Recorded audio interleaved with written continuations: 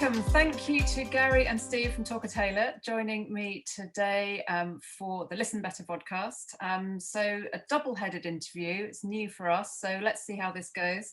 But Gary, I'm going to ask you the first question.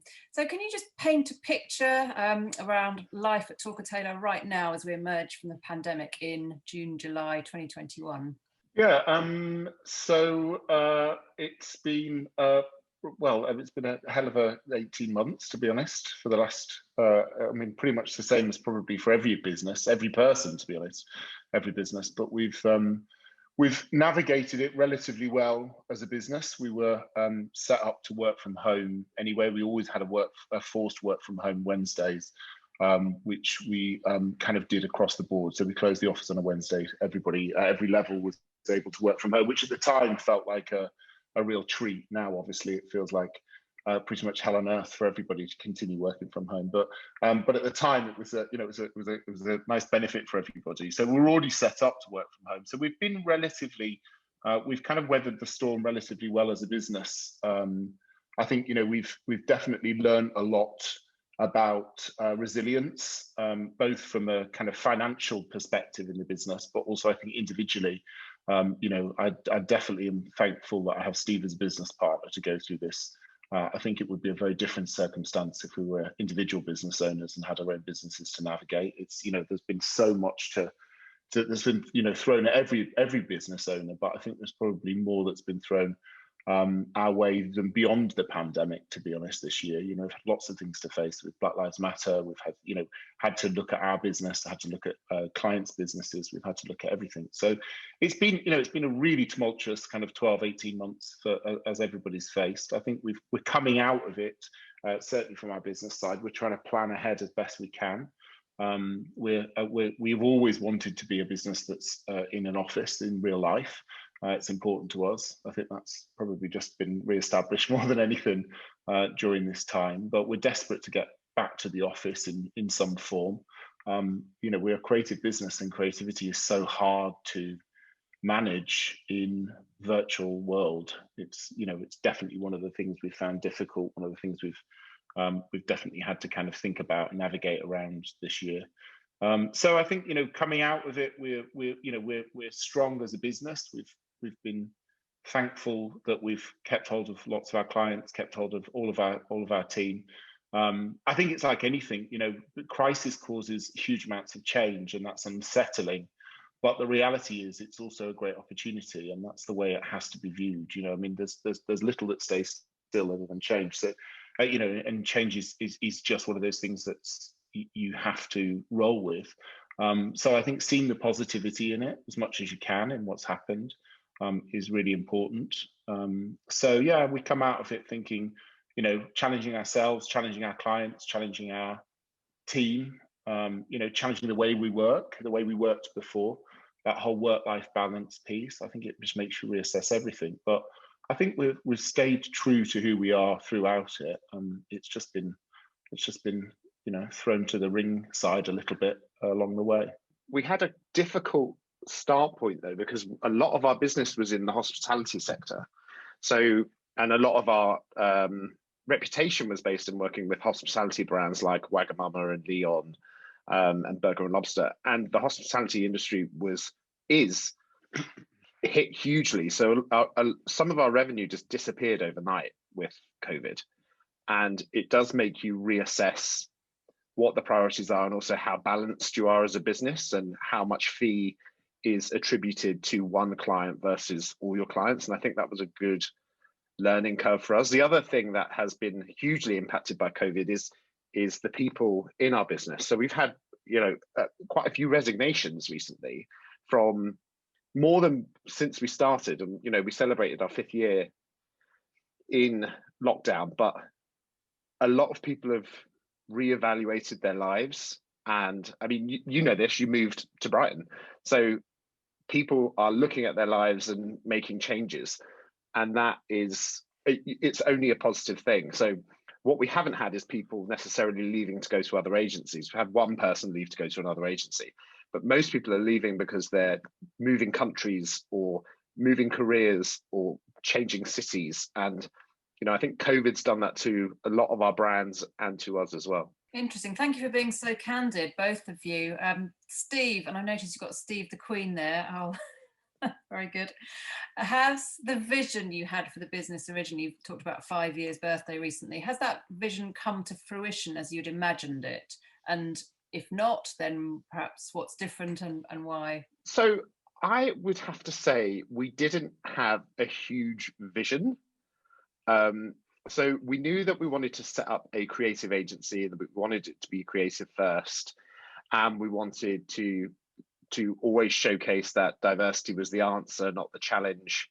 So those things have definitely happened. As Gary mentioned, we've had some challenges about how inclusive we are as an environment, and perhaps took our diversity a little for granted. So we've had to make some quite significant changes as a business to weather that storm, but also to make sure that we are, a really safe space for people to be absolutely creative. I think we weren't necessarily, like, Gary had run massive pieces of business and, was in charge of P&Ls and all that. And I wasn't. I was, I used to run Brainstorm. So I don't think I necessarily had like we're going to do this, beyond get rich, get out. There wasn't like a huge plan for us, by now we thought we were going to have set up our own barbershop called Cuts by Sluts, and it was going to be half barbershop, half Ibethan disco club. So go-go boys cutting your hair, doing poppers, like having the time of their lives. That was the idea, that was the goal. So we're definitely not there yet because we're still having to go to work every day.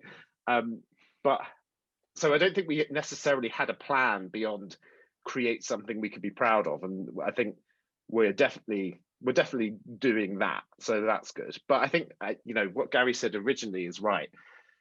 If we hadn't done it together, I don't know if I would have possibly got through it as much, because when I have really bad moments, Gary is like, sort yourself out.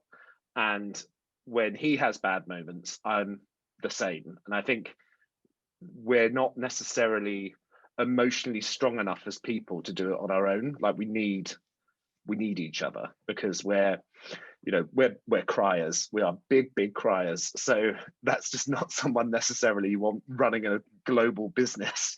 You need someone with a bit more balls than us potentially. So so the vision is getting there. We'll continue to evolve, and just continue. As long as it keeps making us happy, then I think that's it. I think that essentially, there is no major end goal and a vision.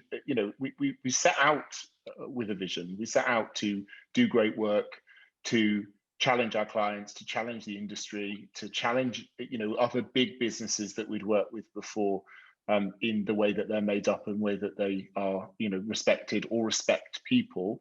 And the diversity thing is absolutely core to what we'd set up, because as two gay men, we also wanted to feel safe in space, and creating it was the only way really for us in our careers to enable us to do that. So we always had a vision of what we wanted to create. We wanted to do good work. We wanted to win awards with people for doing great work. That's never changed. That continues. The end part to a vision, it might be go-go boys and having your hair cut, who knows, but that's that vision is still true. That's absolutely what we continue to want to do. Refreshingly honest as ever, you guys. And I think casting my mind back to when you launched, it did feel like you were making waves. You were trying to do things differently, your recruitment policy, the way you approach work. I remember walking around your office at the beginning thinking, wow, this is different. This is going to go places. And of course, you won those awards in the early days. But do you feel, Gary, if I can ask you, do you think your company values have shifted? What has been important to us and what will continue to be important to us, I don't think that will shift. I don't think we've been a business that's been based on respect, on mutuality, on diversity, and ultimately creativity. Those are the pillars. That's because hopefully Steve and I are decent guys, and we have always enjoyed working with people who are also decent. So, that's got to be the backbone of for us, it's the backbone of the industry, it's the backbone of business, this whole mutuality part. They're the values that we kind of hold dear to us as individuals, but to us as the business. That hasn't changed. I don't think that can change. There is too much. I think there's too much animosity in business, not just this industry. I think there's too much animosity in business. Competition is something you're kind of taught, and you see it on LinkedIn all the time. This whole kind of competitive nature between individual people, but also between businesses, not just PR agencies, not advertising agencies, not whatever. And the reality is, there is no bad thing in being nice. There's no bad thing in wanting to help other people succeed, whether that's competitor businesses or whether that's the industry. It will get stronger by us all being nicer together, and that's certainly if anything that's changed during this time, it's only that needs to be even more true. I think a helping hand to anybody is absolutely what people have to take out of what we've got. Well, many things that we can take out of what everyone's been through, but that seems to be, to me, that's only kind of made us stronger in those values. I think that's, I don't think we've shifted dramatically in any way that we felt, and I think that still continues to be true. And there's lots of businesses and lots of brands and lots of people that are facing really tough times and will continue to face tough times. I think a bit of solidarity, a bit of friendly help is a good thing. Yes, I've heard the word kindness being used a lot more, and people being less afraid to really say what's going on for them. And I think the agencies that are flourishing are really listening to their teams and their clients, actually, who are also going through challenges. Well, exactly. I mean, we're all being, it's at every level. So, I mean, the thing is, if you are centered around that as a business, then you have to offer that in every direction, don't you? You do indeed. What about your style of leadership? Steve, can I come to you on this? What would you advise your younger self as you progress through the ranks in your career? I would advise my younger self to understand my value. And I think I was constantly so driven by my parents to, you need to impress, you need to impress, you need to impress, that I didn't realize that actually I was quite impressive without trying to. Do you know what I mean? Like, I think people in general don't understand how valuable they are. And I think it's understanding that I think it's understanding what your personal value is. Not PR is one of those industries that rewards people for being generalist. So people who are good managers, good seller-in, good creative, good, and actually that can be quite daunting. And I think there's a lot of value in people who just say, I'm really good at this one thing, or I'm really good at just being the quiet person in the room, and not feeling the need to excel in every direction, because it's a really hard industry. I'd probably advise myself as well I did so many late hours. Like, I know it's the industry is a late industry, and it's a weekend industry, and I think it's quite vocational rather than it necessarily being a 9-to-5 job. And I think people have to buy into that. And if they don't buy into that, that's kind of cool. Like, don't go into an industry and then be like, oh God, I need to make this industry change and be a 10-till-3 industry. Like, why don't you just go to an industry that is 10-till-3? Like, stop trying to change this one. But I definitely feel like I put my own life on hold for quite a big period of time because of work. And it really impacted my mental health. And I suffered massively with panic attacks and ended up on medication and in counseling for a really long time, because I just put too much value in work rather than in myself. And, as an agency, we have, a free counseling service that has existed since probably 2.5 years ago, that actually we should have done from the very start. But, people can choose a counsellor based on ethnicity and gender. And, it's very personal, and people have used it a lot. And I've used it myself. And I think it's important to understand that it is quite an all-consuming job, but it is also just a job. and if you don't like it being all consuming, you can get out. And I think I could have done with knowing that a bit earlier, that it just wasn't that deep, and I felt like it was. That's really interesting. And the free counselling service, I think lots of agencies might sit up and listen to that, because of the mental health impact over this last 18 months has been tremendous. We know that. Would you say your leadership style has been informed by that experience you've had? Do you try and lead by example now, about not making work the be all and end all for the youngsters coming up? I think it definitely impacted me. And as much as I say that Gary and I are both quite emotionally driven people, I definitely, we've had conversations like when the business wasn't doing brilliant in the first kind of 2 years, and they were like, I don't know any business that hasn't had a moment where they're like, oh shit, is this going to work or not?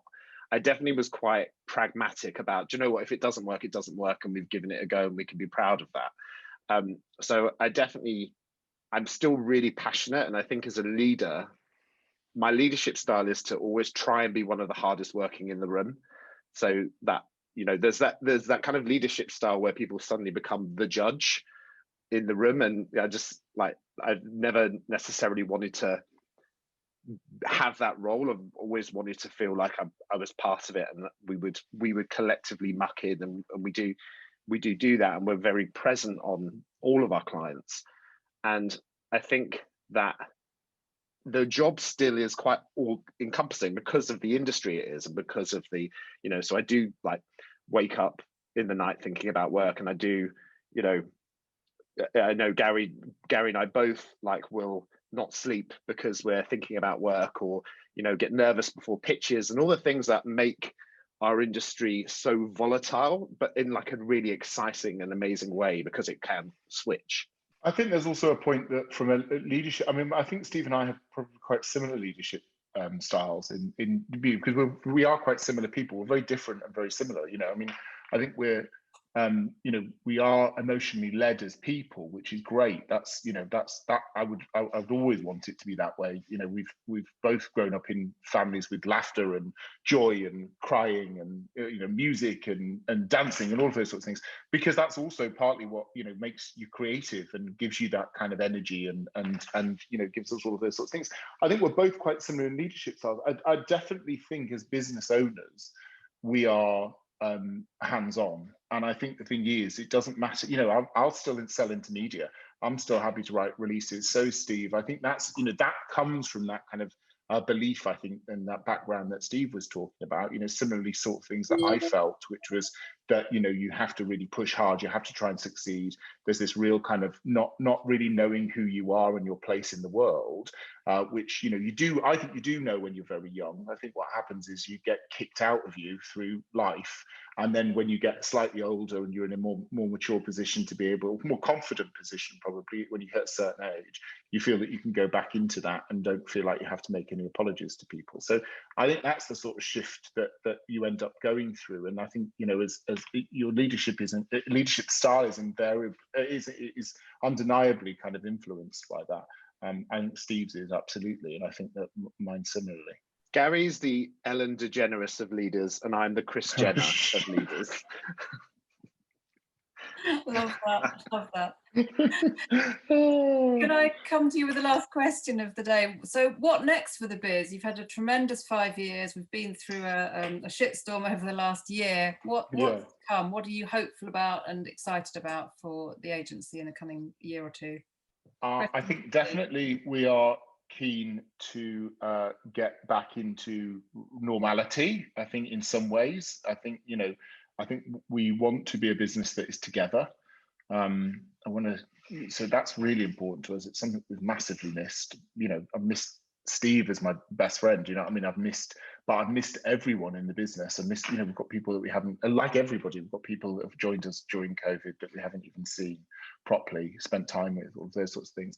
And I think we want to, you know, we want to come out fighting. We want to come out in a way that we always started with the business, which is a huge amount of excitement. I think with change comes, as I said before, brilliant opportunity, and it gives us a chance now to say, look, have we got the right clients? Are we doing the right work? Do we have the right team? Are we in the right place? Have we got the right business? Have we got the right setup? So that's exactly what we did at the start of this. This is what we started 5 years ago. So, if anything, you've got to take it as the positivity that we did, and that same kind of gusto that we had when we first started the business. And if this last 18 months has been a struggle, then what I hope is that there's, this kind of coming out of whatever we come out of now is a huge kind of light at the end of the tunnel. And that has to be viewed totally positively from my side. We're excited about getting kind of back into in real life as much as we can, and kind of fighting hard for the business. I think we've got even more power behind us to be able to do that, and that's exciting because it means more change, and that's always got to be a good thing. The fear I have, and I don't sleep, as Steve said, but the fear I have more than anything is us not being relevant, or is not coming out fighting, or is not changing, and that has to be kind of thrown upon you. It has to be in your kind of core. And whilst the world is facing it for the last 18 months, it's something we've put pressure on ourselves for the last 5 years. I think one of the things that Gary said early on, which I totally agree with, is our plan is to compete less.